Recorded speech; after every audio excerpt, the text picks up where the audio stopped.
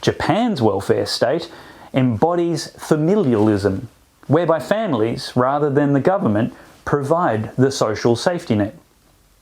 Critical theorists and cultural Marxists consider familial welfare models to be disadvantaged by not including government childcare. They would, because they hate motherhood and families and want the government to raise and indoctrinate the next generation from before they can even speak.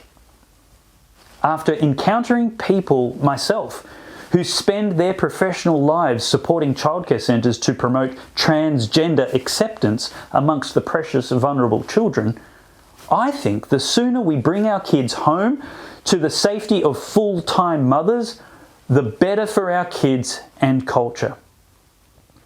When women have raised their own children to adulthood, they, not government, should then be the first resort to supporting their children's new role as parents, assisting with the childcare, raising, educating and discipling of their grandchildren, as well as those in their wider family and the local church they are part of.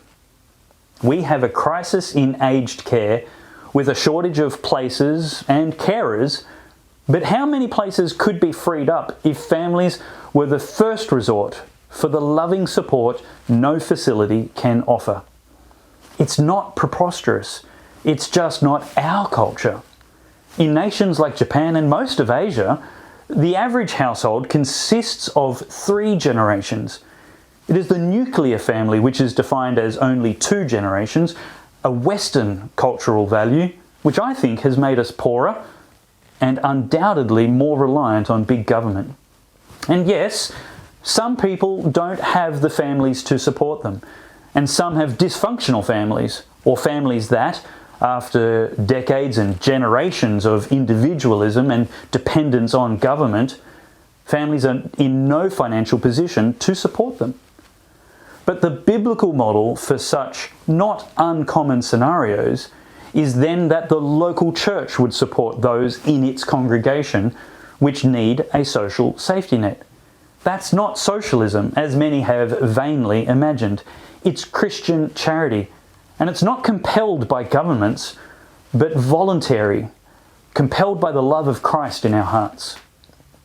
I dream of a society where most families are hurt and embarrassed if any of its members are reliant on government welfare and take it as a sign of their failure. Sure, many of us couldn't do that yet, but we can make it our value and share that dream, making financial and cultural decisions now to build towards it and maybe achieve it in the next generation.